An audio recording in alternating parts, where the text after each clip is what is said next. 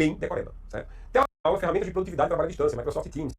Olá, pessoal do Prime, aqui estou de novo. Eu espero que essa seja a nossa última aula. A última aula é ferramentas de produtividade e trabalho à distância, Microsoft Teams, Cisco Webex, Google Hangout, né? O Google Meet, o Hangout é outro, Google Drive e Skype. Olha só, esse assunto é bem decoreba, certo? Teoricamente, você teria que usar todos eles para poder estar tranquilo a ponto de responder a pergunta sobre todos eles. O que eu fiz foi selecionar as ferramentas e listá-las com as suas principais características, comparando uma com a outra. Ademais, além disso, o ideal seria você usar todas elas. Usar o Teams, o Webex, que você tem que pagar para usar, o Google Hangout, que você tem que pagar para usar, tem que pagar o Google Workspace para usar o Hangout, Google Drive, que esse é gratuito, e o Skype é gratuito. O Teams também tem versão gratuita, então fica complicado você usar todos eles. Então, vamos listar os dados que são principais entre eles. Eu vou fazer uma aula bem curta, essa vai ser uma aula bem curta realmente, porque são poucos dados. Eu não vou investir muito nesse assunto e eu sugiro que você também não invista. No máximo uma questão na sua prova, no máximo uma. Ela não vai ser o diferencial, certo? Porque se for uma coisa muito complicada de um deles, ninguém vai acertar, só quem usa, certo? Então, calma.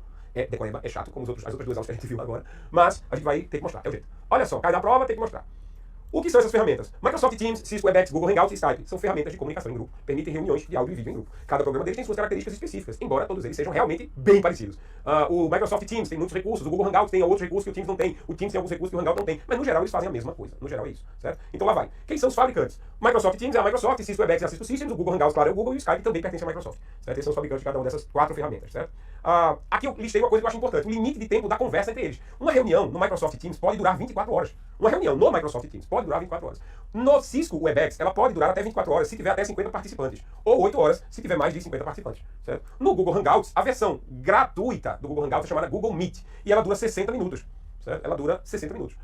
Essa história de durar até 24 horas é a do Google Hangouts pago. Então a questão aqui não é para reuniões com até 3 participantes ou para reuniões com mais de 3 participantes. 60 minutos é a versão gratuita, que é o chamado R$0. Isso aqui é um zero, tá? R$0, que é o chamado Google Meet. O Google Meet, ele é o Hangout gratuito. 60 minutos. Ou até 24 horas na versão paga, quando você usa o Google Workspace, que é você faz um pagamento mensal lá do Google Workspace, eu acho que é R$30, e aí você tem acesso a 24 horas direto de conversa. A reunião não se limita ao tempo de 1 hora. E o Skype não tem limite de tempo para a sua reunião, teoricamente, né? Eu já fui derrubado do Skype várias vezes, é como se o Skype não aguentasse. Certo? Então esses são alguns dos limites de tempo de conversa dessas ferramentas.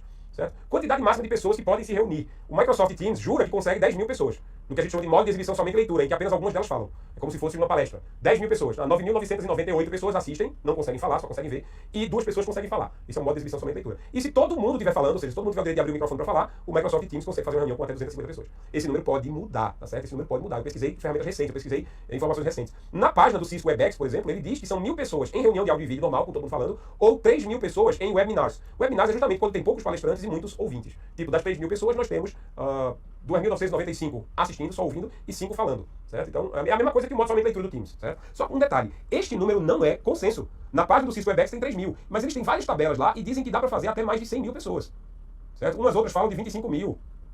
É estranho, esse número da Cisco Webex não é padronizado. Eu não sei qual é o número verdadeiro, mas se você for lá na página pesquisar, vai encontrar 3.000, vai encontrar 100.000, vai encontrar casos de 25.000. Eu acho que esses casos aqui são para assinaturas mais caras, certo? Uma coisa é que o Cisco Webex não tem versão gratuita. Certo? Pelo que eu pesquisei lá, não tem versão gratuita. Isso significa que você tem que pagar para se registrar para usar o Cisco Webex. É melhor usar o Microsoft Teams ou o Skype mesmo para fazer suas reuniões, certo?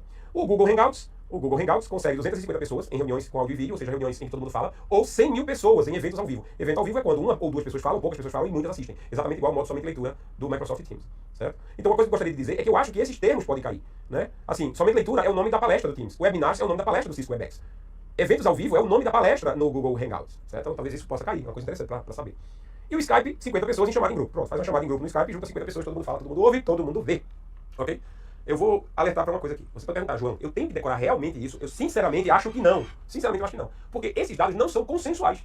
Você vai na página lá, tem páginas do Webex que dizem um número, tem páginas do Webex que dizem outro número, eu acho que eles não atualizaram o site todo. A mesma coisa acontece no Hangouts, as informações são meio trancadas. Para dizer assim, como é que eu posso usar o Hangouts, quantas pessoas podem ir ao mesmo tempo, qual é o tempo de duração da reunião. Eu acho que esses dados podem ser cobrados, mas não teria dificuldade em anular uma questão como essa, se você errar, porque os dados estão trancados em locais diferentes. Então, eu estou colocando isso comparando um com o outro, certo? Mas eu realmente acho difícil, eu acho seria imprudente da banca fazer uma pergunta sobre isso. Agora, aqui, uma característica ou um pré-requisito que eu preciso ter para cada um deles. Isso aqui é importante, né? Na minha opinião, isso aqui é bem importante. Olha só. O Microsoft Teams... Cadê o marcador do texto aqui? O Microsoft Teams e o Skype, você precisa ter uma conta da Microsoft. Você precisa estar cadastrado na Microsoft, certo? Essa conta da Microsoft é gratuita. Para você ter acesso ao Cisco Webex, você tem que ter uma conta lá na empresa Cisco, no sistema do Webex da Cisco, certo? E, obviamente, para você poder usar o Google Hangouts, você tem que ter uma conta do Google, né? Um Gmail lá, uma conta própria do Google para usar o Hangouts. Nem preciso dizer que você precisa ter acesso à internet em todos os casos. Eu não sei por que eu botei isso aqui, eu poderia ter colocado de forma depois, né? É necessário acesso à internet, tá? Então são os pré-requisitos para usar as 4 ferramentas. E, finalmente, vamos falar sobre o Google Drive. O Google Drive não é, apesar de estar lá no título do tópico, ele não é uma ferramenta de comunicação. Ele é uma ferramenta de armazenamento em nuvem. A função do Google Drive é armazenar dados, guardar seus arquivos em um local centralizado, em uma nuvem, certo? Só isso. Então, ele está lá no meio do Skype, no meio dos outros, mas ele não é uma ferramenta de comunicação. É uma ferramenta que pode ser usada em um grupo, pode, mas para armazenar dados do grupo, certo? Esses são dados importantes. Eu acho que o Drive seria uma pergunta interessante da prova, certo? Então, o Google Drive nos oferece 15 GB de armazenamento, espaço de armazenamento para usuários gratuitos. 15 GB. Se você pagar, eu acho que é 30 e poucos reais por mês, você vai ter até 2 TB de espaço. Certo? Você pode escolher, tem um plano lá de 100 GB, tem um plano de 200 GB, tem um plano de 2 TB. 2 TB de espaço se você pagar mensalmente. Eu acho que a taxa é 30 e poucos reais. Certo? E uma coisa engraçada, que pouca gente sabe, mas eu posso instalar no meu computador uma versão offline do Google Drive. Ou seja, uma versão que tem uma cópia de todo o meu Google Drive. Não precisa de acesso à internet. O mais interessante, veja só, isso pouca gente sabe. O Google Drive, ele pode ser instalado como uma integração com o Windows. Então você pode criar uma pasta no Windows e você vai dizer que essa pasta é uma cópia do Google Drive. Aí isso é o chamado Google Drive Offline. O que você colocar nessa pasta, dentro do Windows, você pegou um arquivo e arrastou para essa pasta. Ele já vai, se tiver conectado à internet, já vai sincronizar com o Google Drive, ou seja, vai colocar já no Google Drive também. Então é um negócio exatamente igual a que uma outra ferramenta que não se cobre em prova, que é o Dropbox que faz. Eu uso o Dropbox, eu acho muito legal usar o Dropbox. Eu tenho uma pasta no meu computador, nos meus computadores eu tenho uma pasta chamada Dropbox. O que eu colocar ali será sincronizado com a internet, será guardado também lá na nuvem. Eu posso fazer isso com o Google Drive. É o Google Drive o nome é Google Drive no computador. O nome é esse, Google Drive no computador. Quando você instala o Google Drive no computador, é criada uma pasta no seu computador que simulará o Google Drive. Essa pasta terá todo o conteúdo que você tem no Google Drive. E ela ficará sincronizada com o seu Google Drive.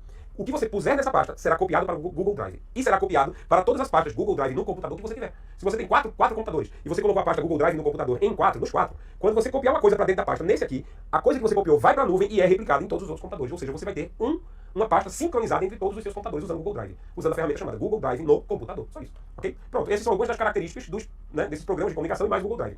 Eu acho que uma questão sobre isso é possível? Claro que é possível, claro que tal. Eu só não acho provável uma pergunta sobre essa. E a pergunta sobre, por exemplo, Microsoft Teams, a pergunta que houver sobre Microsoft Teams, ela só vai beneficiar quem já usa. Eu vou fazer o seguinte, eu não tenho apostilas prontas de todos esses conteúdos.